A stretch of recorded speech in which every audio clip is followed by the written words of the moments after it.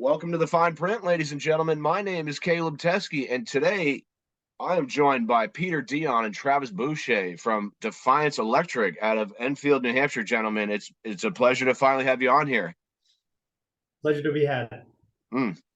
Before we get into anything serious, would you guys mind each sharing a 5-minute life story? Go for it, Pete. Oh God, like a random life story or a No, just summary? like where you're from and you know the basics. One time I was on a ship in the middle. No, I actually grew up here in Enfield. I was born down in Massachusetts. Went and lived in Florida for teenage years through college years. I was actually studying to be a Catholic priest for a long time, and got a chance to travel the world and do all kinds of stuff. Got into education for a few years. And then I was coming up, I was vacationing up here. My sister and her family live up here, and I was coming up for the summers and just fishing and like drink beer and just doing nothing. Every summer was a blast. And then this guy offered me a job, and it was too good of an offer. And my fiance You may have come into me and said, "Hey, thinking about being an electrician." That's true. That's true. I was looking to get into the trades and do something with my hands and do something that and find something businessy to do. It never. Yeah. I know I'm kind of a more of a B type personality, so I wanted to have the experience of doing business. You know, it's always been a challenge, and I'm very interested by things that are challenging. So now we're here. What he doesn't mention is that he's also a very capable human. We also grew up on the same road as children. Oh, cool. Pete went his private school way. Then he moved to Florida, and the next time I saw him when he was in my office a year and a half ago. And same old Pete. And same old right crowd. away, right away, I knew that he was like, I know he's an intelligent being and has his mind in the right spot, doing the right thing, and no questions. I was confident he could learn pretty much any trade. And he is not too bad. It's not too bad. There are classes. You got to go to classes. Yes.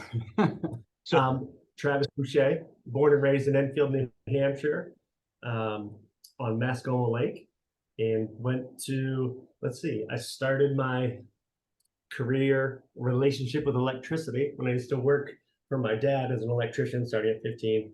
Went to UNH, did the electrical engineering thing, and then spent a decade in Portsmouth on the seacoast of New Hampshire, working for electrical engineer there, and then transplanted back here to Enfield upon my father's retirement to pursue the glorious world of contracting. And it's glorious. Crazy. Yeah. And that's kind of where we're at here. We are also a union contractor. We joined the union in 2018 as a means of finding labor. What we know now and didn't know at the time is how good it is for the employees. And I don't see myself as a company going away from that because, Caleb, like we talked about, everybody deserves the right to have a living wage, to have insurance benefits, and have a plan for retirement. The union provides all that: fair living wage, employer paid health insurance, family health insurance, and a pension plan. On top of that, we offer 10 days PTO because no matter who you are, a 2-week break, while not enough, is minimum required as far as I'm concerned. You need to check out for a couple weeks a year. Nobody can continue doing the same thing over and over again. So can confirm. Yeah, exactly. We just try to be proactive on that side of things because it's not just a take relationship from employees. It's if anything, it's equal. So paternity leave, 2 weeks for the dad, paid. Little things like that. It's really the least I can do to our part in creating that environment of fair wage, benefits. So yeah, that's kind of what we're about. And now, how long have you guys been in business here at Defiance? My father started Defiance Electric in 1978. So whatever 2023 is minus 1978, which is, I believe, 40 something, 44. 45, yeah, 44, 45, somewhere in there. Don't make me do Yes, math right yeah. now. Yeah. No, somebody will do it. And now, Yeah, so how long have you I guys can't take been credit there? for it. Or sorry to I've been interrupt you. here off, yeah, I've been off here off and on since I was a kid. Um, I then was split time after my kind of engineering stint. I then started doing 50-50 engineering and here, which was kind of crazy because more than one job, but the same schedule just messed with my mind. And then as my dad was reaching retirement, I officially came on full time here, probably 2018, and then I took it over in 2021. And now I'm starting my third year in the contracting world, and feeling a lot more confident as I can understand and absorb these processes that go on. Ready to be dangerous. Not literally with electricity. By dangerous, we mean really safe. Exactly. I was gonna say, I hope OSHA's not listening to this. Yeah. So now we've got a little background here, and I'd like to ask you guys, because I have a random quote here in my notes that said about February we have got to get in on these grow houses. So when did you guys? Well, I'm guessing around February, but maybe why did you guys decide that you needed to get involved in this industry? Well, we kind of just always discussing, hey, there's how to keep business coming in, and having personal passion for the actual plant itself and industry. We just kind of noticed that, hey, they need resources. There's things, if you're building a building, that we can help you get answers and just help you along that way, whether it's informing you of what you need, because to a lot of people, electricity doesn't make sense. But it matters. I have a physics degree. I graduated with honors, and that shit is still magic to me. Yeah. Well, likewise for most of physics, but yet intriguing. Yeah, so we saw that there was a need, and we were basically in Vermont. What we found is it's been great. Honestly, cannabis customers are the nicest customers we'll ever do business with. Awesome people. They actually care about relationships and trust. Yeah. And it's been great. And we feel like anywhere we can, we're providing a resource to people who wouldn't have been able to have that resource without. And we've had a lot of observations on the way. What do you think? And just the excitement, it's like, what? They're gonna start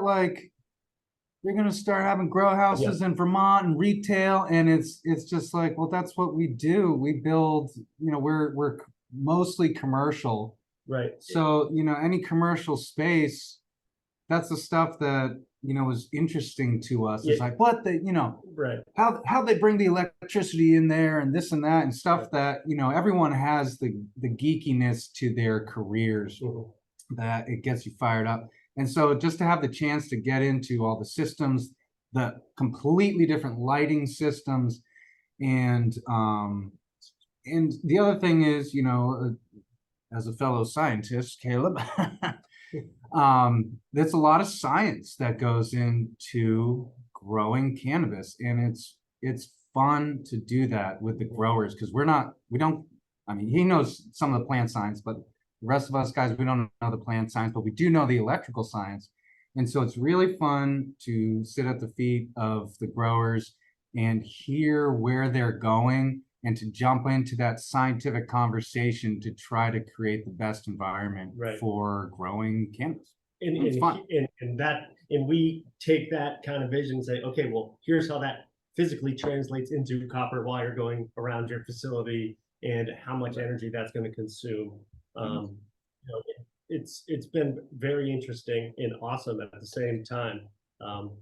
Just to be a part of it, we're happy to be a part of it. At the same time, in electrical contracting, nobody could find help, which was a main driving factor for I've been hearing that, especially it seemed like during COVID, especially a lot of people were having trouble finding help. And that's our kind of expertise is in design build projects or purpose built environments, right? So we can come in and provide everything from the engineering through the installation, just because we have the background to do that. And most of my engineering design career was spent in purpose built environments or doing, just there is a significant amount of just drafting. So you're not just showing up and running wires. You're actually helping with the whole build out phase and the design phase. Yeah. Right. So from power company, from the transformers on the pole into your meter, disconnect, main panel, systems out. That what's normally separate. Right. And honestly, it's shocking to me that engineers aren't required to be a part of electrical contracting, but I understand why they aren't. In that it can be seamless if you have those together. And that's kind of what we enjoy about it is, okay, give me everything you got, all your information. I go and get specs on it, and it comes down to how many amps do you need and what are you running? And some of these lighting systems I've seen are incredibly sophisticated. These guys, I believe down the road in Hardwick had, I believe they told me their lights cost $14,000 a piece. They have a heat recapture system that feeds their radiant flooring, and they have CO2 sensors and all kinds of each run of fixtures. Wow. Yeah. So it's cool. It's like energy recapture. That's exciting stuff. And I know Vermont has been pretty well. What they'd like to see is people moving towards using these more energy efficient devices, lights, everything. And so I assume that must come into play when you guys are trying to design some of these systems. It does. And some interesting observations I've had kind of about that process is, I mean, we're still talking a lot of energy when it comes to lighting your grow space. Maybe you're going from 2,000 watts down to 1,200 watts for your highest powered fixtures, but it's still there. And I'd like to see different ways of incentivizing equipment in the grow, because I don't know, we've seen a lot of applications, a lot of heat pumps, and instead of having to pay somebody $50 for a light that's gonna still be consuming a lot of energy, what about offsetting alternative energy costs or infrastructure? Like, hey, if you're doing these grows have a significant demand profile as it pertains to the electrical grid.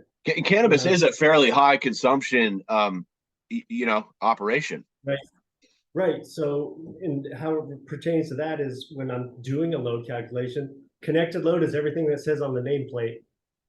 Your demand is what I send to the power company. Say, okay, so if it's 100 amps, connected load, a typical house or establishment is anywhere around 60% to 80%. No, not 80%. 60% of that demand is what the power company accounts for. Whereas a grow facility, you have mechanical systems on borderline 24/7. You have lighting systems on at their longest 18 hours a day. So that demand profile is higher. And security, you got all your cameras and shit. Right. So it's not a 9 to 5 or 7 to 3:30 manufacturing schedule, Yeah, and even though, the industry uses LED and has moved away from, the HID bulbs and all that, there's 1,000 watts is 1,000 watts. And, so in the flower room, you want those 1,000-watt fixtures pumping out, getting the photosynthesis to take place so the plants are high functioning. They're creating, they're doing what they can do at their highest level. It's a lot of electricity. So even though, LEDs are very efficient, but if you still got 1,000 watts of it and you have 18 of those fixtures in that room, that's a lot of watts. So there's kind of different levels of how to be efficient with your electrical loads, right? So and that's where voltage, this is where the confusion lies in. And as it pertains to lighting, they offer fixtures that accept 120 volts through 277 volts. Okay. And if we're equating voltage to water going down a pipe, okay, 120 volts is one speed. You get this many amps with 120 volts. You put 277 volts. more pressure, more amps, but but because more amps are being received, or electrons, if we're getting really critical, you're delivering more, so your amp load is less, right? So that's why voltage and amps are inversely proportional. Yeah, the V equals IR. I remember that. Exactly. Yeah, oh yeah. Exactly. So I remember a little bit from college.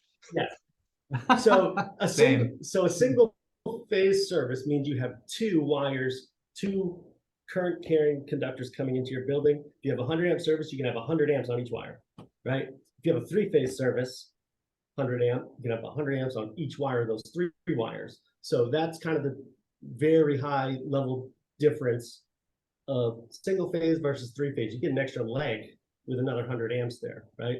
And when you have 3-phase power, you can then take that and transform it to another voltage to have more capacity. So the higher voltage you bring into your facility, the higher cap you have. So if I bring in 4, it is roughly 2 to 1. Okay, so if I bring in, sorry if I'm getting down a rabbit hole. No, dude, go for it. That's why I brought you guys on. If I'm bringing in 480 volts 3-phase to my facility, right? That's considered a balanced. 3-phase is considered balanced because utility is 3-phase, and your energy that you're connected to is distributed across those 3 phases connected to the grid. My job is to take everything you have and are putting in there. How much is it going to be? How big is it going to be? And evenly distribute it across those 3 phases, right? I don't want 200 amps on one, 25 on one, and 100 on the other, because then you get weird shit happening, right? What kind of weird shit? Harmonics, voltage distortion, right? Load imbalance. What happens is you have 3 wires in a neutral, and the neutral is the return, completes the circuit, right? So it goes out to the source, but it goes out to the load, travels back to the source on the neutral. In a 3-phase system, those should all balance out to 0 amps on your neutral, right? You shouldn't really have a load on there. It always fluctuates. But that is the design goal. If you are highly loaded on one leg, it distorts. You have a distortion of load, and it is not a symmetrical cancellation across the neutral wire traveling back, right? Sure. So all sorts of like little shit that make a difference. So that's why it's important to quantify your loads and your electrical requirements before, because what we found is that it's a ongoing process during it, and people will sometimes, or growers have gone out and made purchases with the product they want for their space, yet it is the wrong voltage or the wrong, you know what I mean? Or it is not listed for that application, and inspectors will come in and say, hey, cool lights, where's the UL listing? If they don't see it, take them down. It doesn't matter if it was 100 grand or 5 grand. So stuff like that we try to help people be aware of. Can you remind me again which one of y'all has the growing experience? It sounded like one of y'all has a little bit. Very minimal. Okay. I get sample LED fixtures. I had to at least set it up in my own house and get it done. I did it enough to know that I was sick of carrying 8-gallon buckets up and down my basement. So do you find that you're able to still meet the needs of these growers without necessarily an extensive background, just from your electrical background? Is that enough for you to give them the advice they need?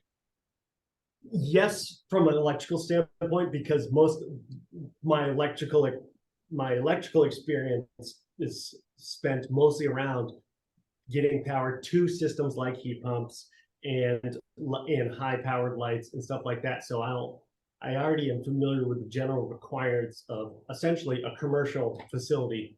So it doesn't really matter what they're doing with the lights, really. You could string up a system regardless. Right. But what matters is the voltage, because the connector types are different, and all that stuff. And I think it almost works better to approach it that way. Something that we've encountered with our customers and talking to other growers.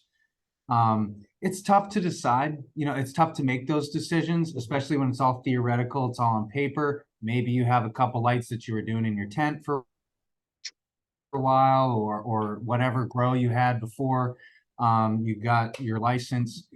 And so we've run into problems where, yeah, someone has purchased a bunch of lights, but they don't carry a national approval, and so they won't get approved by your inspector.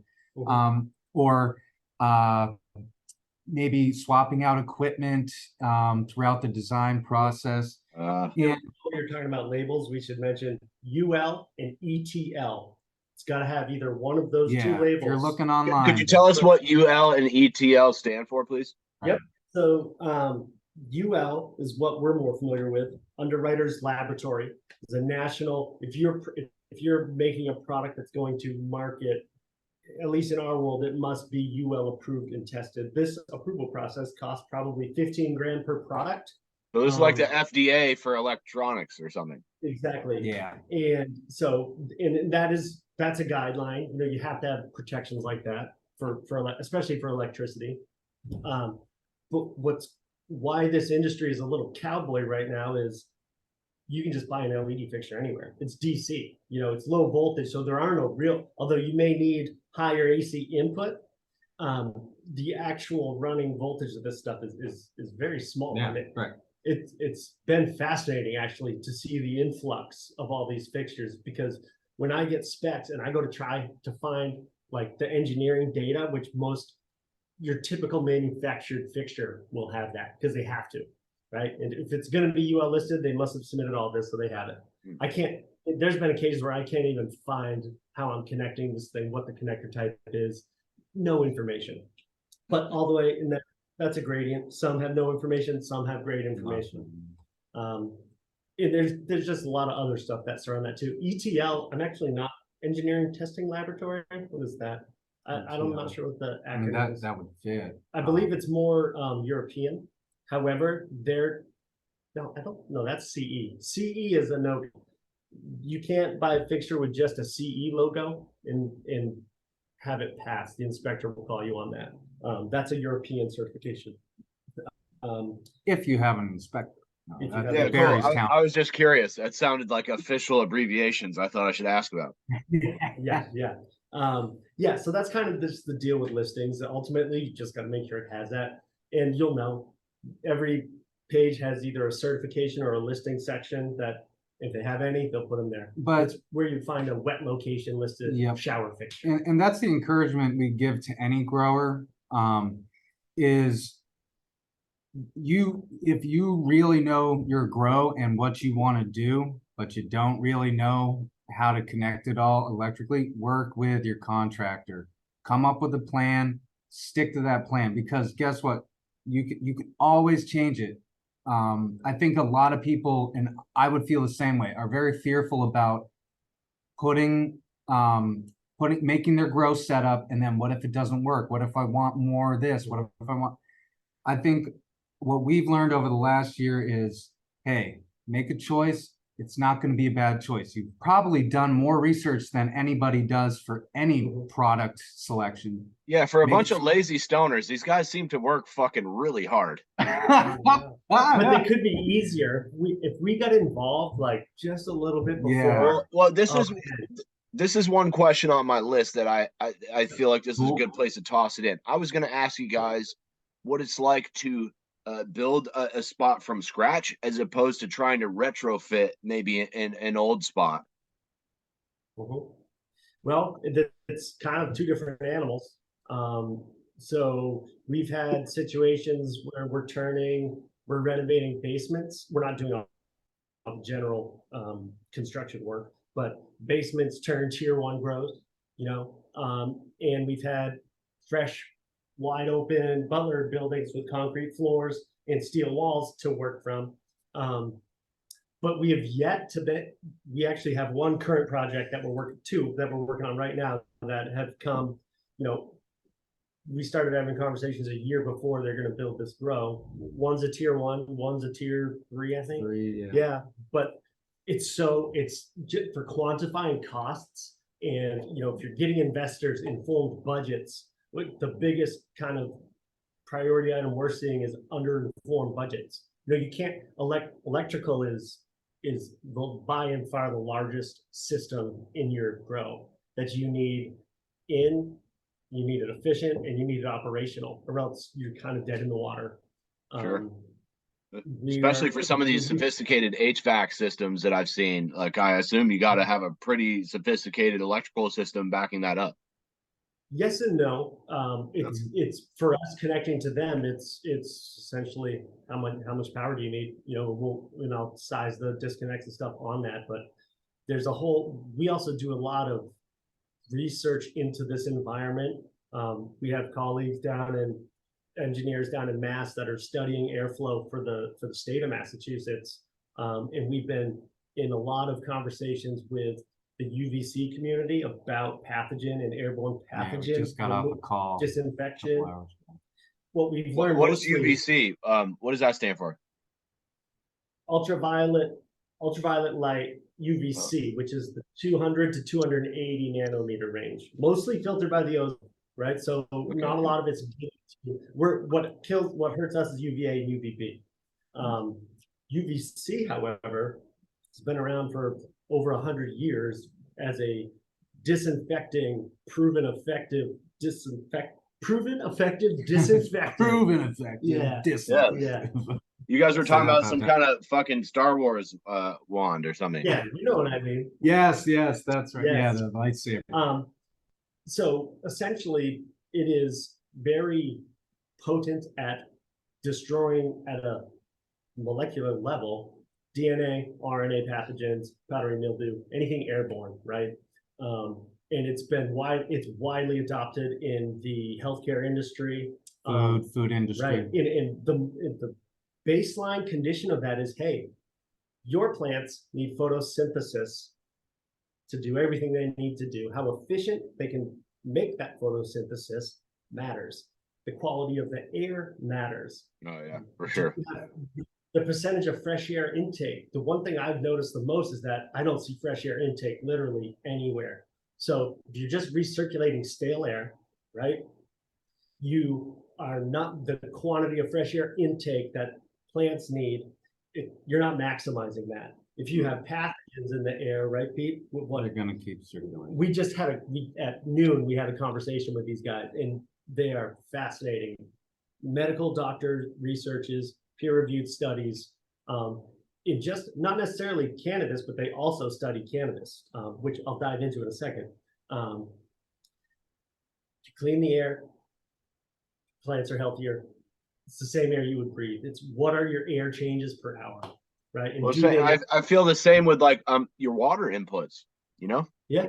If you're putting shitty water in, like garbage in, garbage out, usually, right? That's where you get into cross contamination. So there's things you can do. So what we feel is another aid to the industry or good information is, hey, there's ways to mitigate to the best of your ability airborne pathogens that are gonna fuck your grow. Like we're talking millions of dollars nationally in crop yields every year because stale air, man. Yeah, what's the name of the pathogen from California? Hops latent thyroid. So yeah, the whole premise of the UVC application for cannabis is basically you can take your grow and you can calculate out a percentage of pathogens, fungus, bacteria, etc., that affect the cannabis. You can verifiably say, this is the conversation we had earlier, you can verifiably say, all right, the research shows that the application of UV in a space like for cannabis is going to decrease the chance and the increments at which infections will take place, and thus lead to more output from the plants. Right. And this takes place basically without chemicals, so you also reduce costs by, if you're zapping all your air and you're zapping your coil in your AC unit, and you're literally blasting the RNA and DNA right out of these microbes. Technical term, disinfecting. Disinfecting, not sanitizing. Right. then your plants are going to be cleaner because they're not getting coated by the fungus. Even one layer of fungus, that's just that much more that your lights aren't going to be able to penetrate. So it was a very interesting conversation to hear from them the total profile of what UV can do in a cannabis space. It's not a miracle worker, Right. but it's one piece of the puzzle that keeps you from having to reuse and use chemicals, keeps you from, and it can mitigate fungal infections and viral infections. As opposed to some of these like Myox type chemicals, like your peroxide. Correct. Yeah. Which have been shown over continued use also in studies, which I'm not prepared to cite, but I've read them. Just a comparison, hey, these chemicals over time, I'm pretty sure it's widely accepted science that, hey, these agents over time are the equivalent to your lung capacity and smoking a pack a day for the past 20 years. And I've also heard that they could badly degrade the terpene profile of your cannabis. Yes. Yeah. Exactly. And so what's also, we dove into it with these guys. And so how that relates to your lights is what matters most photosynthesis, light intensity, right? So if you are not getting the most amount of light to your plants, right? If it's blocked by powdery milk, or obviously powdery milk is terrifying to everybody, but it's not efficiently doing its job the way it wants to. It wants to maximize photosynthesis. So creating the environment for that is what we're trying to help people do and understand that it matters if you don't have fresh air coming in, right? It matters if you're not treating that air, or if you're reusing your water systems. You can also incorporate UVC into that disinfects all of it. Well, that's why this is why casinos have fresh air circulators everywhere, right? So that you'll keep breathing and stay up late and gamble all your money away. Oxygen flowing. The terrifying downside of untreated stale air is you're just recirculating pathogens. I don't need any help staying up late gambling. That I can do on my own. I wanted to ask you guys this.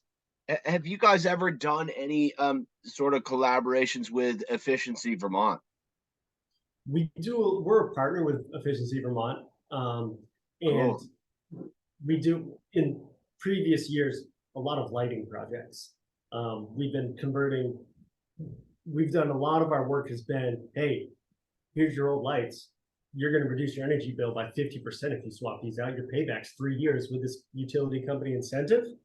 And just kind of crunch the numbers with them. And it was an easy sell for a very long time. It's a little flooded in the market now, but it was good experience. Gained a lot of good relationships in the lighting world who are desperate to get into the growing industry, by the way. They cannot wrap their heads around where these people are getting these light fixtures, what their price point needs to be to get them to start buying them. And it's actually very comical. In some cases, looking to me to be like, hey, give us info, man. Like, what's up? And what I'm seeing from the commercial manufacturers compared to, hey, anything you can go buy on Amazon or Alibaba is, here's just any random fixture you can get online. What you're getting from a corporation or a manufacturing company is support, like somebody who will respond to you 24 hours a day, 7 days a week, because the long-term life of your facility is also a thing when it comes to the way you build it. And right now, owners are very heavily involved, and which is fine. If you are an owner that wants to be there, good, but understand it from a maintenance standpoint alone, separate to the operation of your grow and everything that goes on there. If you don't maintain your systems, they'll just degrade. Everything needs to be maintained, and that's where these better known companies who are established will always have a tech to come service your unit. You're not trying to call Mr. Cool to get him to come service your heat pump because he doesn't exist. I'm pretty sure Mr. Cool's made up. So that's a difference we've been seeing.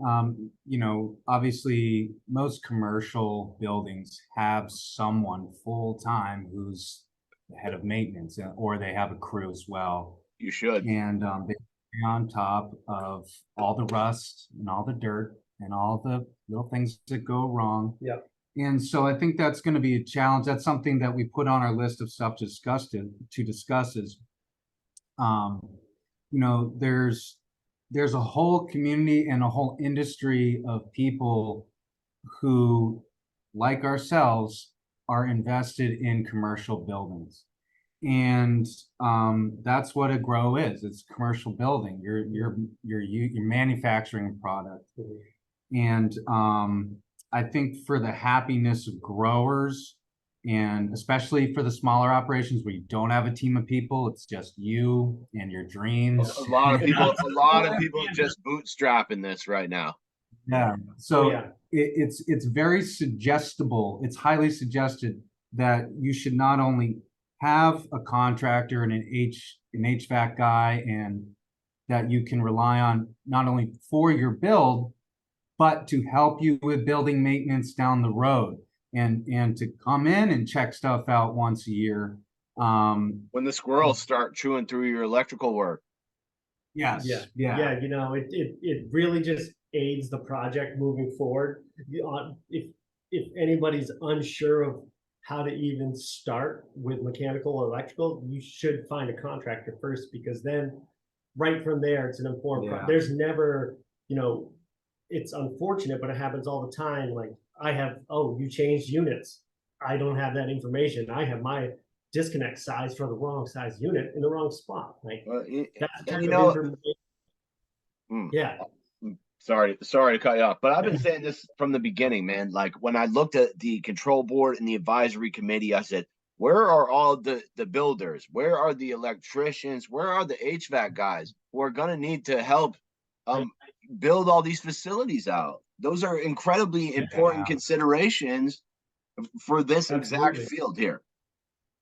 Yep. Yeah, absolutely. And it's and that's kind of what we saw too. We're like, we got to put ourselves out there. So we hit up Monica and Ed Hetty, and we're like, hey, can we be the first contractors on there? Because we're here to help. I know, I was sad she beat me to that interview. That was no, but it was nice. I thought it was a nice thought on her part, because for sure, like my guy at Forbin's Finest, who grows incredible cannabis, but is also HVAC certified. He's also a diesel mechanic. He knows how to fix shit when it breaks. Yes. And in these types of facilities, it seems like there's always, it seems like a restaurant. There's always something going wrong that you need to fix. You need people like that on your team. And it seems like electricians are certainly something that is badly missing here. And what we've noticed is that we literally are the only trade that's on your job site from essentially start to finish. If you need temporary power, we're bringing that in so you can run tools. And then your framers come in and put the frames up, and then the mechanic guys come in and hang their heat pumps, and we get power out to those, and then we go back to putting outlets in the ceiling or something. Yeah, running data.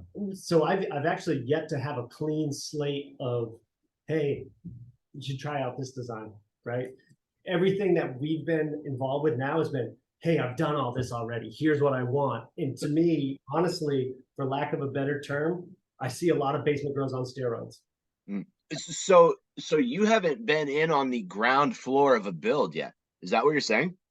I am now, thankfully, and very excited to be, which is great. It's just, I'm very much looking forward to laying this out and seeing how sick we can get. Yeah. I mean, and but that it's still, that was why I asked that question about retrofitting as opposed to being involved like right from square one.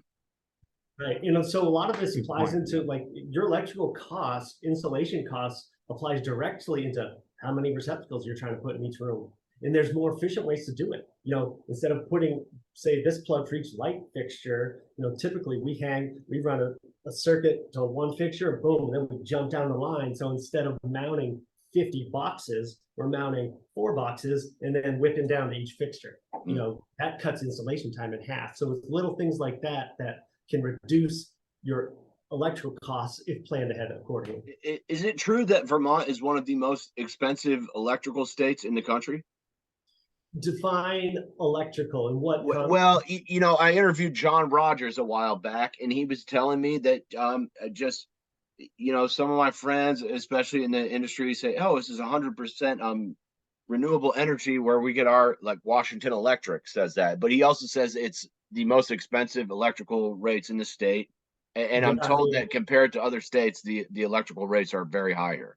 Yeah, and a lot of that has to do with your energy goals as a state. What people don't know is that a lot of energy goals and energy efficiency programs are funded by ratepayer electricity bills. Your rate goes up because now they're offering rebates. It's a good, I like to look at it, people get mad when they see, oh my God, $2, like, what is this systems benefits charge? I look at it as, hey, you can literally take that as you doing your part to reduce our carbon footprint and energy impact for $2 a month instead of spending 10 grand to do this. You know what I mean? It's kind of flipped. It's just a different perspective.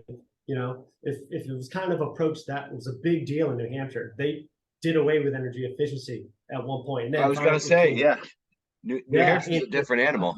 Like, what the fuck? Even so, like, they could have pitched this totally different, and it would have been a completely different conversation. Like, just money, money, money. No, that's $1, not my dollar. It's like, well, did you think about how much energy is being, as a company, we've taken probably double-digit millions of kWh off the grid just by taking, lighting systems and swapping them out with LEDs and putting in controls. How many clients would you say you guys have? For cannabis? Clients is, cannabis clients? How about in general, and then also for cannabis? We kind of call it relationships because it's interesting. Like, because we're not lawyers. They're not continually coming back to us. But what's been cool is our clients over the years do come back. When we started installing LED lights in 2008, 2009, there was people who bought cheap lights. There was people who bought expensive lights and mid-grade. The cheap lights have already started failing. So it's been interesting to see that. So, and even customers will call us, we'll come back and replace them. And they know at the time when they buy them, like, hey, you can buy this for $40. You can buy this for $150. This one's going to last 25 years. This one's going to last 10. And that's kind of what I've been seeing observationally across the spectrum. Yeah, and I think total cannabis customers, including people who are still in design, we're at about 11 cannabis customers over the last year, and conversations with lots of people, but people who we actually bring to contract and do work for them. It's about 10 or 11, maybe 11 or 12. We've probably had conversations with 15 to 20. Yeah. New Hampshire seems like it's still gonna be a minute. I know, it's crazy. Yep. But it's all, it's a short drive to Vermont. That's right. That's right. It's been wild. I do have to. He's gonna go. I'll hang out. And honestly, guys, I'm at the end of my questions here, so we can wrap it up here. Peter, Dionne, Travis, Boucher, thank you guys so much. If there's anything we missed, or there's any shout outs or shameless plugs you want to give, now is the time. And thank you guys so much. It's been a pleasure. I don't have any shout outs other than, hey, wifey, hey, kids. They're not watching, but we got a lot to talk about, and we love talking about how to be efficient, best practices. We're research first, science-based stuff. We're not trying to rake anybody over the coals. We're transparent. Just trying to do it right, so we can all sleep well at night. And we enjoy it, and we like to think we're pretty easy to work with. I've heard that. Yeah. Guys, thank you so much. Guys, Until next time, maybe series 2, whenever we get something. Yeah, I hope we can catch up, and good luck with everything, gentlemen. You got it, Thanks, man. Appreciate it. Take care. Yeah, all right.